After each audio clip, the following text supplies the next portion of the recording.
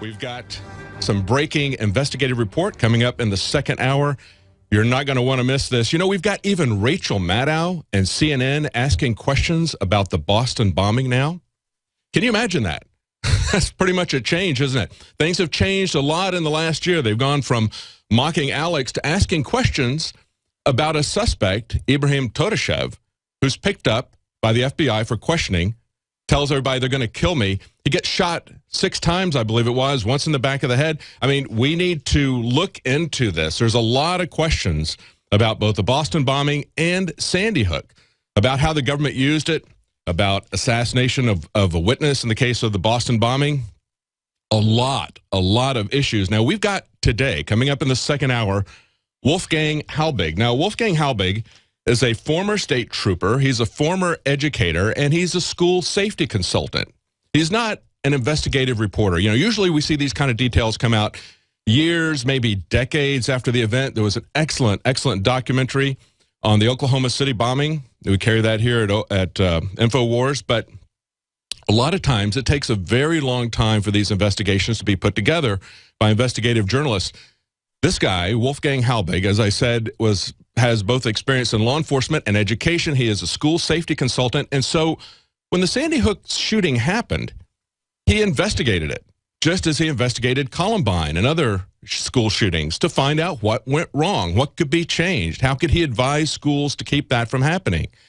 And what he found was amazing. And you're going to want to hear this when he comes in, the detail that he has about what happened at Sandy Hook. It makes you question the entire narrative. And we've questioned it from the very beginning. I remember I had just been here a couple of months when it happened, and everything changed. I mean, Alex doubled down on this like I've never seen before or since. He knew it was on. He knew this was a false flag set up to take our gun rights away. And they have been pretty successful in some of the northeastern areas. We've got the SAFE Act got passed in New York. We see what's going on in Connecticut. They're now said we're going to register firearms, and then they're confiscating them right away from people who haven't turned them in. And we saw that amazing letter that Alex talked about yesterday. It was written on the 2nd of January and said, we didn't receive your registration by the 1st of January, so now you have the option of proving to us that you've destroyed them, or we're going to come get them, or you can turn them in. It's just amazing. As we've always said, registration is a prelude to confiscation. What's going on in Connecticut with these gun rules, as well as Sandy Hook and the subsequent investigation? When he tried to find out about this, Wolfgang Halbig wasn't just stonewalled. They didn't just ignore his legal request, Freedom of Information Act requests. They actually threatened him on the phone and got police officers in Florida, where he lives, to visit his house twice to tell him to stop investigating, stop filing these things, or they were going to put criminal charges on him for asking information. That's absolutely amazing. And we're also going to be joined in this hour with Paul Joseph Watson. He's going to be talking about what's going on in the Ukraine. We've got developments there with the IMF. They're now making their move. They can smell the opportunity to get in and control that country, just like blood in the water. So we're going to be talking to Paul Joseph Watson about that, about the tensions that are being manufactured by Washington between the U.S. and Russia. And we're also going to be talking in the third hour to Jakari Jackson and Leanne McAdoo. They'll be joining us in the studio.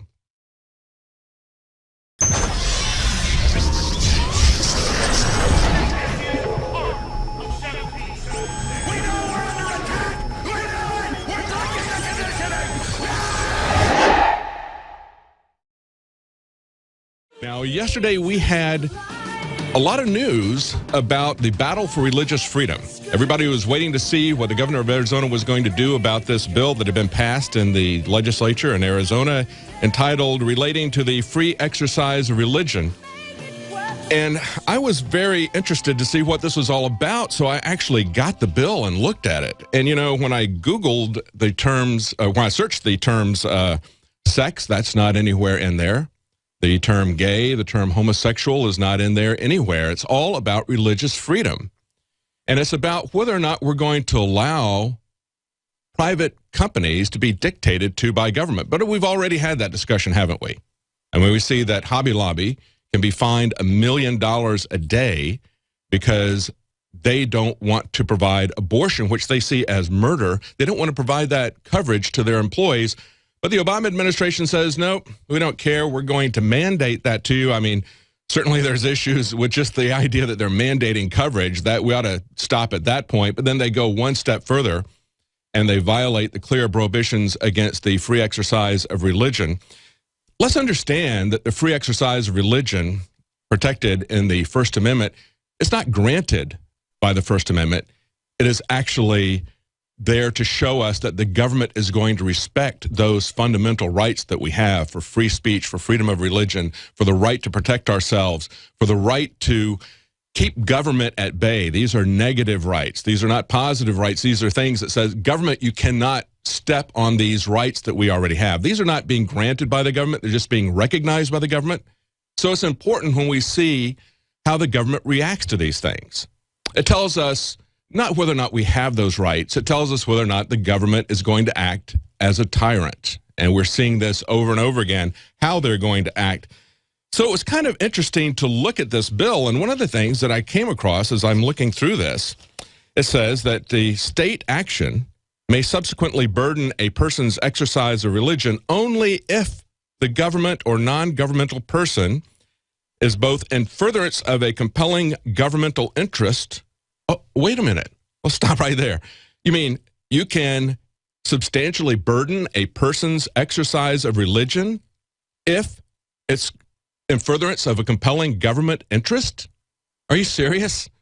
That's not what the First Amendment is about.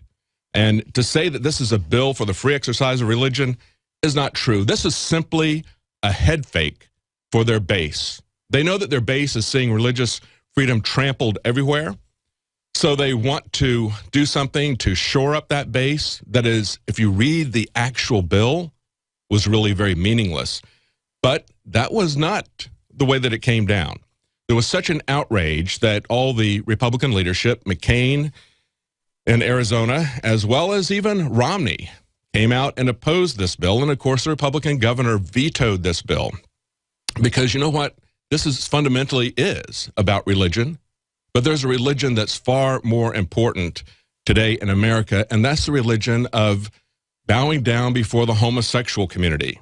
They're the ones who are setting the agenda. They're the ones that you have to please. And if they think that this is something that is going to impinge on their rights, then you've got to back off. Because even making points with your base, as the Republicans are simply trying to do with this meaningless bill, even that has to back off if you're going to offend the homosexual community today.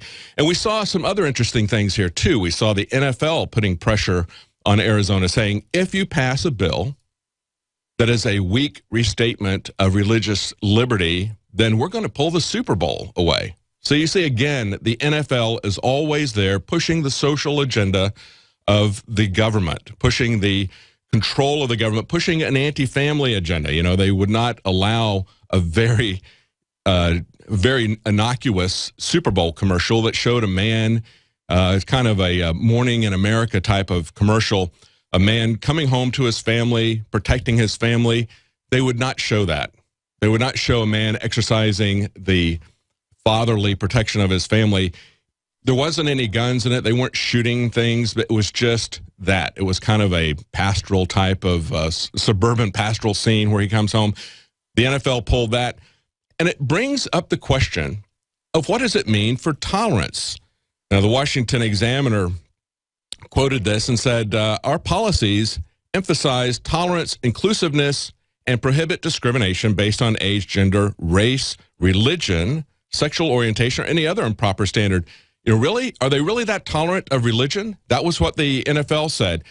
I looked up the word tolerance, and it says that you're going to show willingness to allow the existence of opinions or behavior that one doesn't agree with. But that's not what they want. They want you to celebrate, to subsidize the relation. And that's why I have a problem with a lot of libertarians like Gary Johnson who will come in and make gay marriage one of their main issues. It really is an infringement on the rights and the liberties of other people to say, if you're going to tolerate the behavior, that means that you're not going to make it a criminal action. You're not going to intrude in people's lives. But it also doesn't mean that you have to accept it, that you have to celebrate it, that you have to subsidize it. I remember the first time I heard about gay marriage, and that was when I was traveling with Andre Maru, who was a Libertarian candidate at the time, and we got that question at a press conference. And he said, the only reason you're looking for this is because you want to force a private company to give you benefits that you are not willing to negotiate with in a voluntary way. And he said, and you're also trying to force the taxpayer to get the government to do that. And you're trying to force people to accept something that they fundamentally don't agree with. That's not tolerance. That's servitude. And it was interesting to see that Tucker Carlson, who is going to be on the show tomorrow, he's going to be in studio. He's the editor of the Daily Caller and longtime correspondent, commentator on network television. He's going to be in studio tomorrow with Alex Jones. And he was raked over the coals when he gave the example of somebody being forced to make a wedding cake or take wedding pictures of a homosexual wedding that they didn't want to take pictures of and being sued by that. And it's amazing when you look at a situation like this. This is what the respondent said to that. The other side of the argument came from the anchor in this program, McCollum, and she said, well, you're either open for business or you're not open for business. You can't choose based on different criteria. You know, I remember a time in America when people had signs up, and I think a lot of places still do. We reserve the right to refuse service to anyone we want. I don't know why they would do that, because they're in it to make money. I remember when I was a young child, they had one business, a convenience store, would not allow junior high school students in their store. And even after I got older, I never went back. I don't know why a businessman would do that, but if they want to make that decision, that's their choice. And Tucker Carlson said, it's called tolerance. When you try to force me to bake a cake for your gay wedding and threaten me with prison if I don't make it, that's called fascism. It really is fascism. You know, fascism isn't just extreme nationalism. Fascism has an economic component to it. That means that tentatively you have private property, but really you don't have control over that. The government has control over it. That's why we're really going into fascism in this country, where the government dictates everything that you can do. You don't really have any private property. Now, we also got coming up in this program on the second hour, we've got Wolfgang Halbig, and he's going to be talking to us about his Sandy Hook investigation. It's amazing to see that the mainstream media is now starting to question the Boston bombing narrative and question the fact that you had the FBI pick up a witness to the Boston bombing, somebody that they said they were going to take in for questioning. He told his friends, they're going to kill me. And in fact, he wound up being shot multiple times, once in the back of the head. You've got even Rachel Maddow talking about this now. It's pretty amazing. Maybe she sees the handwriting on the wall as Piers Morgan bit the dust. But she really hit this, and it's better late than never. Let's listen to some of the things that she said on the MSNBC show that she has. He was an immigrant from Russia. He was living here legally, but his family is still in Russia. And when he died, his family held his funeral in Russia. And the friend who had identified his body in the morgue and who took those photos in the morgue to give to the man's father, he attended the funeral in Russia. He left the U.S. to go to the funeral in Russia. Even though that man has a green card and lives here in the U.S. legally and is legally allowed to travel in and out of the United States, after that funeral, he was not allowed back. A lot of people's lives.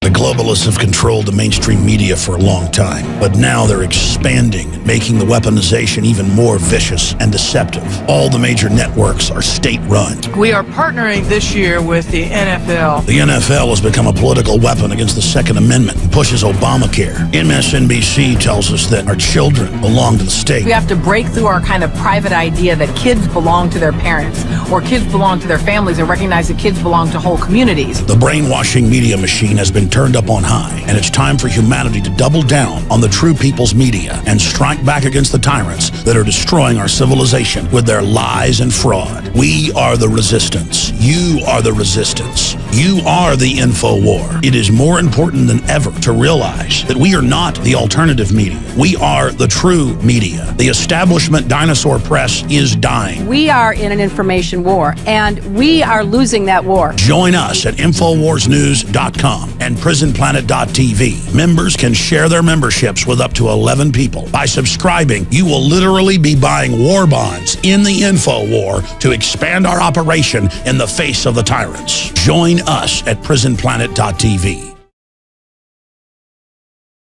We see the IMF smells the problems. They see an opportunity. It's like blood in the water. They're coming in to get them in debt to the bankers. And, of course, we've been telling you, and many others have been telling you, that we believe that this was set up by the bankers in the first place to get them in the sphere and influence of the EU. You know, they might want to watch the debate that's coming up between Nigel Farage and Nick Clegg in the UK. And, of course, we've talked to Nigel Farage here on the radio show many times. A masterful debater. This guy is amazing, and he goes right to the heart of the EU. He's elected to the EU as an opponent to the EU, and he's the guy who stands up and calls them out on their takeovers of countries like Greece and Italy, where they take out duly elected prime ministers and put in Goldman Sachs bankers.